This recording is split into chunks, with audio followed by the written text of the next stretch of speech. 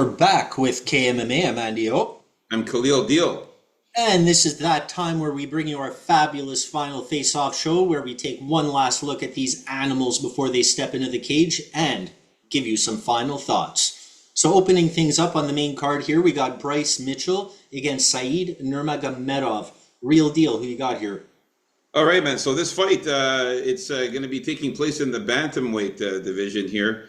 So looking at the weight cut from Bryce Mitchell, looks like he went down in weight, looking pretty good. He looks pretty lean. He looks in good shape there. A little bit of muscles, pretty ripped there. Not bad looking. Said Nurmagomedov, though, I gotta say, looks like the bigger guy. He's a bit taller than Bryce Mitchell. He looks a little bit bigger, I find. A little bit more muscular, and he's also ripped as well. And he's looking good too. So for this one here, man, I think this is going to be a really, really good fight. But I have to stick with Said Nurmagomedov. I'm still going with the dog here. I just have a feeling that on the feet, he's going to be so much better than Bryce Mitchell. He's got way better striking than Bryce Mitchell, way better punches and kicks. The fight starts on the feet. So I can see Said, landing some punches, fending off some takedowns too from Bryce Mitchell, because Said Nurmagomedov, he's no slouch in grappling and in jiu-jitsu as well. So he can fend off some of those takedowns from Bryce Mitchell. Bryce Mitchell normally gets his submissions when he gets the guy to the ground. If he doesn't manage to do that, then what? Then Said's going to be able to land a lot of punches, land a lot of strikes. And if the fight gets to the ground, I think that Said also can reverse, can get out of bad positions, and maybe even get subs of his own. He's got good guillotines and stuff like that. Give me Said Nurmagomedov. I have him winning this one by knockout or submission. And the reason why is because Bryce Mitchell, his losses have all come from finishes. He's never lost a decision. He's lost one knock. He's been knocked out once and lost twice by submission. So out of his 3 losses, it comes by knockout, 1 knockout and 2 submission losses. So never lost a decision. So give me Said Nurmagomedov to finish him here by knockout or sub. Yeah, this is going to be the first time back at this weight for Bryce Mitchell in a little while now. It's not the first time he's fought at this weight, but it's been a while. And oftentimes when this happens, your first time back at this weight or your first time at the new weight class, it doesn't go too well. While I can see Bryce Mitchell getting down Said Nurmagomedov, having a lot of that power and strength he lacked in the higher weight class, I can see him holding down Said for the whole time and just working him over. But I don't think that's going to happen. I think Said's going to be very quick for him. Bryce Mitchell's going to have to get used to the speed of this division. He's very crafty on the feet, very smart. I think really the way Said's going to lose this fight and Bryce wins is with the cardio. So I'm hoping myself for a finish before Said gets tired out himself. And that's why I'm going to call a knockout I'm going to call a finish also for Said, but more likely a knockout because I think it's going to stay on the feet more. And Said, though, also gets his subs kind of from the feet also when he grabs your neck and stuff, He doesn't really have to be on the ground to get his subs. And just being on the ground and having to transition and scramble to get up and all that, it's very taxing on your endurance. So I don't think that's going to be too good for Said. So let's hope for predominantly a stand-up war where Nurma can avoid his takedowns and really put a working on him on the feet. So yeah, finish for Said here. Nice. And I also wanted to mention, Topology had it wrong. They had Bryce Mitchell being 5'10", and Said being 5'8". So they had Bryce Mitchell being 2 inches taller than Said. And we could clearly see here, I was pleasantly surprised to see that that's not the case at all. We can see that these guys are pretty much the same height. If anything, Said might be an inch taller. So, all right. So we're in agreement with the first fight of the main card. Let's get on to the next fight here. We got Nikita Krylov against Bogdan Guskov. Here, this is probably the hardest one to call so far for me on the card. Well, in the whole card. I'm going to slightly lean with Nikita Krylov to atone for himself in that loss he had coming back last time after that 2.5 year long absence. I think that's one of the reasons he's back in here pretty quickly because he wants that loss to be out of the way. And I just see him overwhelming Bogdan, getting him down early on, and probably clasping on a sub from Guskov. The way Guskov is going to win, I think, is going to catch Krylov coming in at some point, whether he's going for a takedown or just wild shots, where Guskov will snipe him out. He does have a lot of power there. And I was talking about Krylov's susceptibility towards subs last time. Guskov did get that sub not too long ago, but he really should have gotten that sub the first time it presented himself. It took him a while to realize what was going on until he finally managed to get it. Against a better guy on the ground, I don't think he would have gotten away with that. So give me Krylov here by a hair. It's a risky fight. We don't know where Krylov's chin is at. We don't really know where he is in his career, actually, after his long layoff, especially since that loss to Reyes. So yeah, give me Krylov by knockout or decision. I think it's unlikely that this one goes to decision. All right, man. So for this one here, man, I was also pleasantly surprised to see that Nikita Krylov is not the same height as Bogdan Guskov. They have it here on Topology that they're both 6'3". We could clearly see that Nikita Krylov is taller than Bogdan Guskov here in this. We could see this here, and I'm glad to see that. Also, he's in great shape. Nikita Krylov looks like he's in better shape than he did the last time out versus Dominic Reyes. He filled in better. Looks like he's been working out more. He looks in better shape. He looks more bigger and more muscular, and looks better than the last time he was out there. Because the last time he was out there, he was a little skinnier than this. It's not going to take away his wild flaws, though. That's the thing. Yeah, I mean, I'm just talking physicality here. I know we're still not sure about his chin. We're still not sure if he could take a punch here. Bogdan coming out here looking really good too, in good shape here. He's more ripped than Nikita Krylov, and he's also in great shape as well. He's also pretty muscular as well. But I like that Nikita Krylov is bigger than I thought he was going to be. And taller also than Bogdan, so that's good there. I really am giving this guy one last chance here, Nikita Krylov, for redemption, to redeem himself from the last fight against Dominic Reyes. I hope he doesn't get knocked out this time around. I hope he avoids getting hit in the face. I hope that he keeps his guard up. And gets the takedown. He needs to get the fucking fight to the ground. Don't fuck around on the feet in this fight. Get Bogdan to the ground. That's where that's where he lacks skills. That's where Nikita Krylov is better. That's where Nikita Krylov has better jiu-jitsu skills and submission skills. Get his ass to the ground. Work the submission. Work the ground and pound. Don't fuck around on the feet. I'll give him one last chance, but I am nervous about it. But I'm going with Nikita Krylov, KO submission here.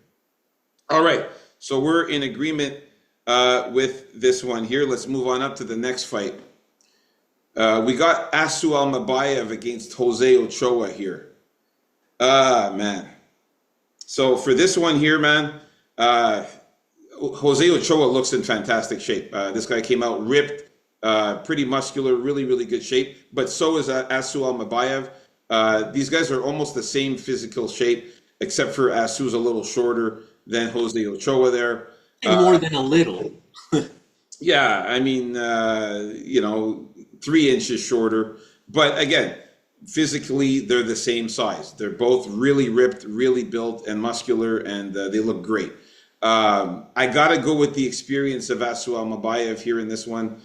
Just the fact that he's fought the better fighters, only lost to Manel Cape in his last fight. Other than that, he was winning against high-level fighters. This guy, Jose Ochoa, he's still unproven, man. He's only beaten one UFC fighter in Cody Durden, and that fight was a brawl where he ended up getting that knockout. But it could have gone the other way. Cody Durden was fucking him up in the fight as well, and was able to do some damage before he got countered with that left hook, and then he, it was. It wasn't a really close fight, I don't think. I remember that fight. I picked I Durden. mean, Cody Durden was hanging in there until he got hit, and then he went down, and then of course Ochoa got on top of him and ground and pounded him. But and before that happened, though, he was hanging in there. I think Asu's just a little bit better than Jose Ochoa. He's way, way, way better than Cody Durden. And don't forget, Jose Ochoa lost to Loner Kavanagh. And I think that Asu is just as good as Loner Kavanagh, if not better. Oh, of course. I'm going to stick with Asu Almabayev here. And I have him winning by submission or decision for this one here. Yeah, here I'm gonna have to take Ochoa here. I think he's a lot faster than Almabayev overall, especially in with the striking. I don't think there's a question. I think the body shots are going to make the difference for for Ochoa here, and that's going to have an impact on how successful Almabayev is in his takedowns. And I just don't think Almabayev is going to take down Ochoa as much as some people think he may here. Also, Ochoa has good front choke, so he's also going to have to worry about his neck being grabbed here, Almabayev. Now, if Almabayev is consistent with his takedowns and does nothing but it happens to get Ochoa down throughout the fight, I'm not going to like that too much, but I think his defense will hold up. So I think Jose Ochoa is better than some people feel. This is a good test for him. And yeah, give me Ochoa by knockout. No, sorry, by decision or knockout. All right. I also want to point out that Asu Almabayev, I forgot to mention that the guy, his chain wrestling is going to be where I think he's going to get the advantage there. Just sticking like glue on Jose Ochoa, nonstop sticking to him and trying to drag him down all fight long. Ain't gonna happen. All right, so you're going for our boy Javier's kid here, Jose Ochoa. All right, man. So Yeah. let's move on. Let's see if this kid gets it done. All right, because the other Peruvians have had some hard times, man. All right, Hey, man, 1 out of 15. Let's go. Come on. all right. Next fight, we got Shara Magomedov against Marc-Andre Barriault, NDO. What do you got to say about this one, man? I gotta go with Shara Bullet here because there's a path for Barriault here. If I were him, I would just try to take him down nonstop. That's it. If Barriault feels he has some toughness left in him, I don't see why he wouldn't. You know, another loss is going to be really bad for him in his career. And Shara, his grappling is terrible. He can't get up. If Barriault just happened to get him down, there's a good chance Barriault can keep him there for the whole rest of the round if he wanted to and smash some elbows into him.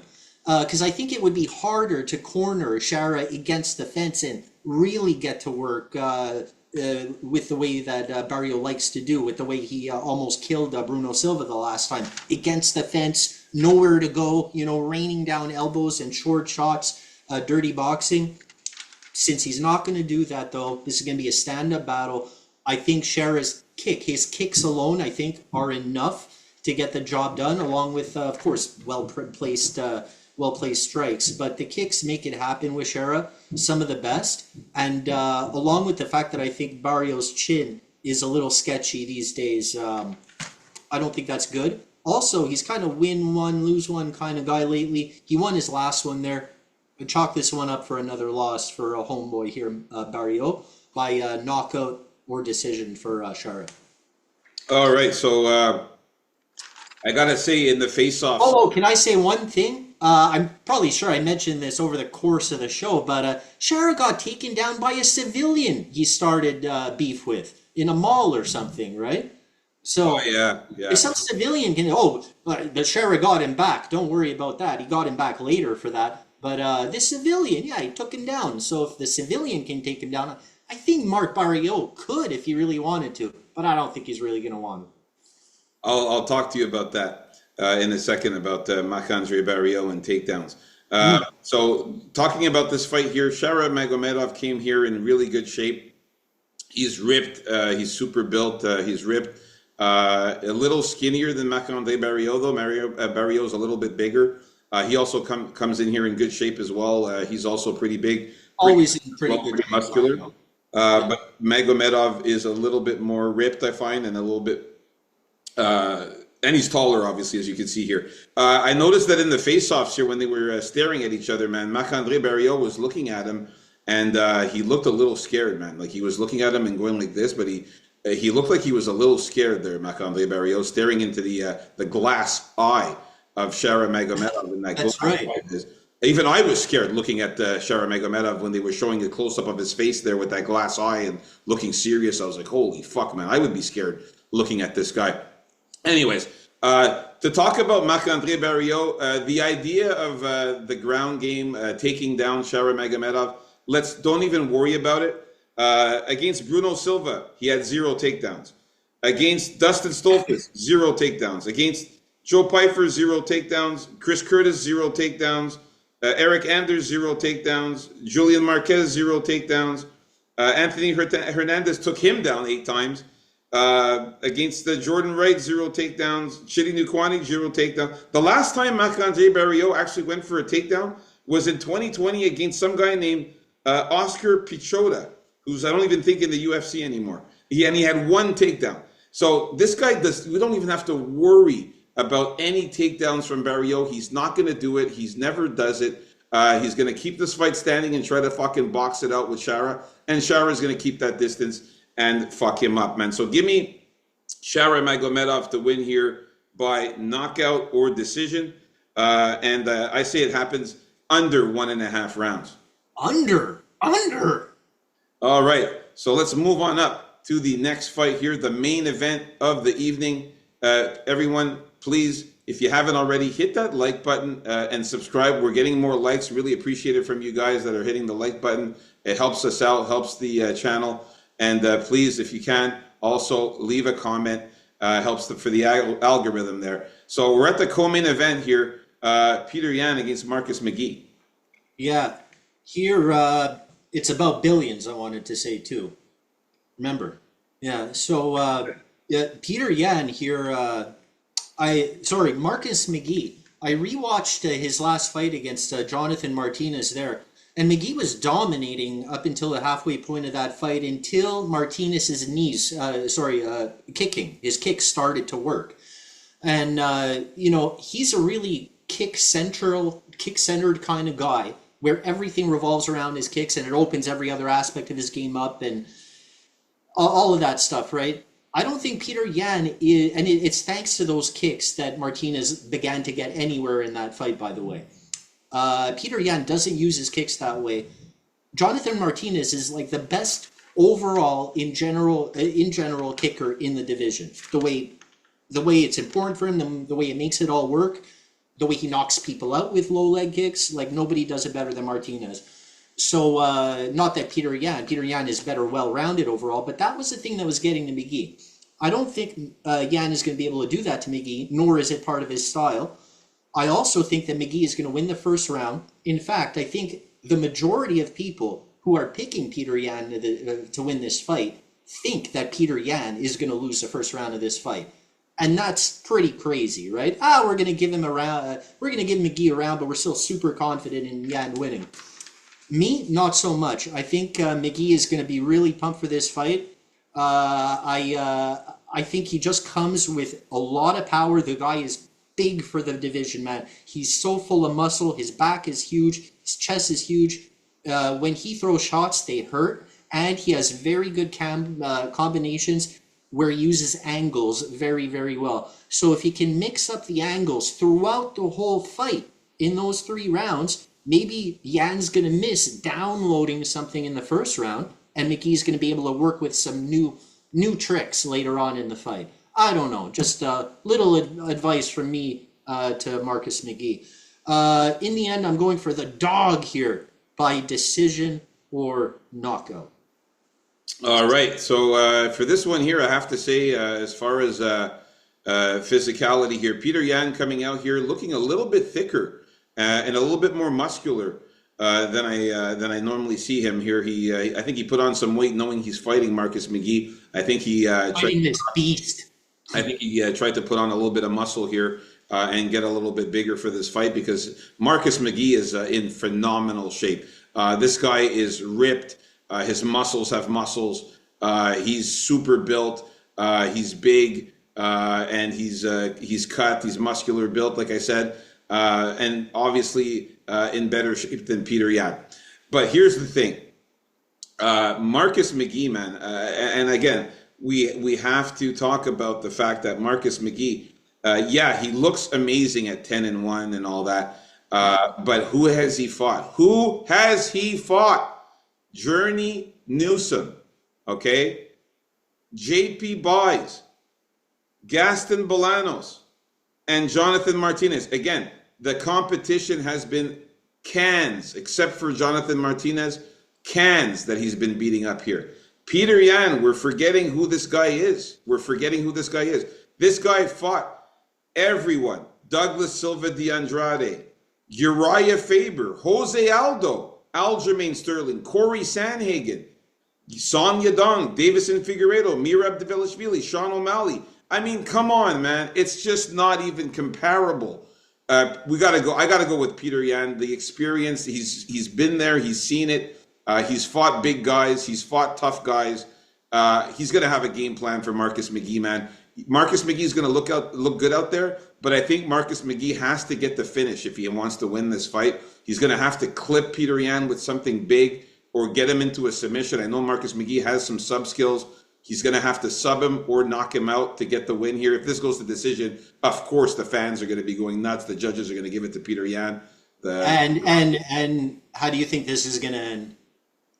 I'm going with Peter Yan to win by knockout or decision. So you think it's more likely decision, knockout? I think that no, I don't go like that. But I think if it's anything, people like that. People like a decision. It'll be a decision for Peter Yan, and then maybe a knockout. If I'm going to do that like that, I will say decision first, and then knockout second. But this fight, who's going to win the first round? I don't know. It depends.